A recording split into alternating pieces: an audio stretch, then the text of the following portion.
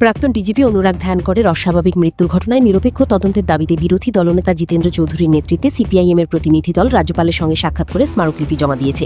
তারা রাজ্য সরকারের গঠিত এসআইটি তদন্তে অসন্তোষ প্রকাশ করে ত্রিপুরা হাইকোর্টের কর্মরত বিচারপতির তত্ত্বাবধানে বিচার বিভাগীয় তদন্তের দাবি জানিয়েছে। ঘটনার স্বচ্ছতা ও জনআস্থা বজায় রাখতে দ্রুত স্বাধীন তদন্তেরও আহ্বান জানানো হয়েছে। গোপাল সিংয়ের রিপোর্ট, আসাম প্রাইম নেটওয়ার্ক।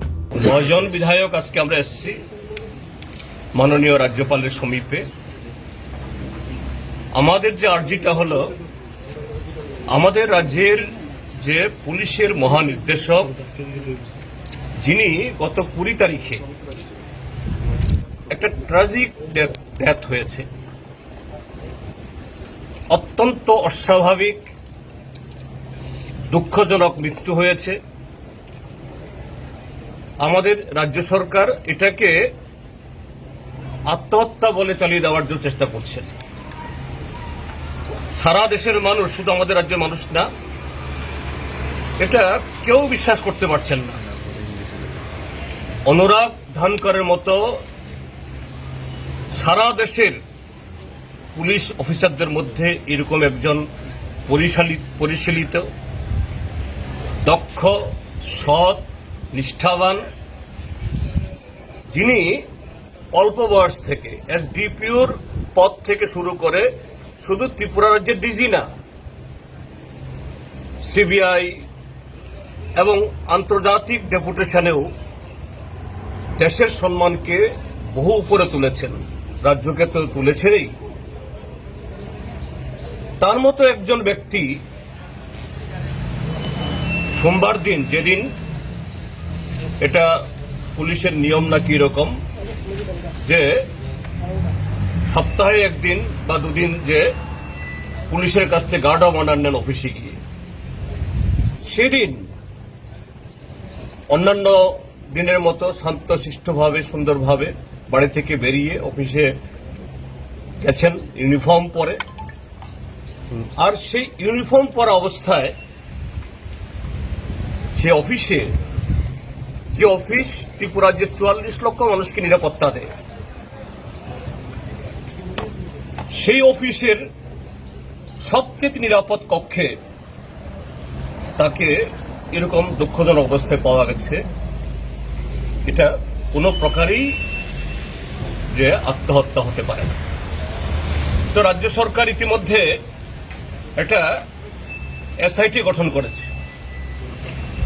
পশ্চিম ত্রিপুরার জেলা এসপি মিস্টার পন্থকে নেতৃত্ব করে ব্যক্তিগতভাবে আমি এবং আমাদের কলিগরা আমরা চিনি, অল্প বয়সী, শিক্ষিত, তরুণ, স্মার্ট, সব দিক থেকে। কিন্তু তারপরও সারা দেশের সাথে সারা আমাদের রাজ্যেরও এই সিট কতটুকু সত্য অনুসন্ধান করতে পারবে আমাদের গুরুতর সন্দেহ। কেননা যে চাপ অনুরাগ ধানকর সাহেব নিতে পারেননি, সে চাপ কি করে নেবেন মিস্টার পন্থ? পনকে খাটো করছি না, পনকে দুর্বল করছি না। তো এই কারণে প্রকৃত সত্য উদ্ঘাটনের জন্য সেখানে আমাদের মাননীয় রাজ্যপাল, তিনি সাংবিধানিক প্রধান, তিনি যাতে আমাদের এই রাজ্য সরকার শুধু ধানকর সাহেবের মৃত্যু না, এরকম বহু ঘটনায় ইতিমধ্যেই এ রাজ্যের মাননীয় মুখ্যমন্ত্রী এবং তার নেতৃত্বে যে প্রশাসন চলছে, এবং অল্প কজন কি পুলিশ অ্যাডমিনিস্ট্রেশন এবং সিভিল অ্যাডমিনিস্ট্রেশনে কিছু লোক তার দাঁয়ে বাঁয়ে super power, super DG, super chief secretary, super secretary হয়ে যারা তাকে মিসগাইড করছেন, এবং সরকারের ভেতরে সিভিল অ্যাডমিনিস্ট্রেশন, পুলিশ অ্যাডমিনিস্ট্রেশনে বহু আরো যারা সব অফিসার, এদেরকে নানাভাবে হিউমিলিয়েট করছেন।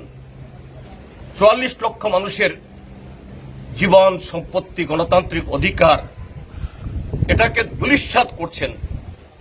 পন সাহেব কি এই চাপ সহ্য করতে পারবেন? পারবেন না। এই জন্য হাইকোর্টের একজন সিটিং জাজ কর্মরত একজন বিচারকের নেতৃত্বে তার তত্ত্বাবধানে যাতে এই এসআইটি থাকুন, কিন্তু এটা জানা হয় under the supervision of a sitting জাজ অফ ত্রিপুরা হাইকোর্ট।